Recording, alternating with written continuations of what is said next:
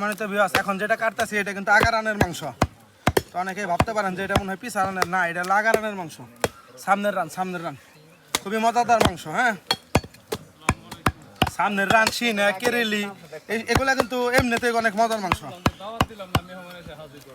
একটা দিন এই সামনের রান আর কেরেলি, বেশি সম্ভব কেরেলি, সবচেয়ে বেশি আমি বলি সেটা হলো কেরেলির গোশটা আসলে অন্যরকম একটা স্বাদ।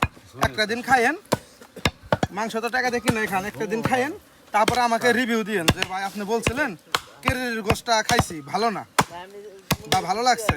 আমি আশা করি একদিন খাইলে আপনারা ওই কেরেলির ফ্যান ফলোয়ার হয়ে যাবেন গা।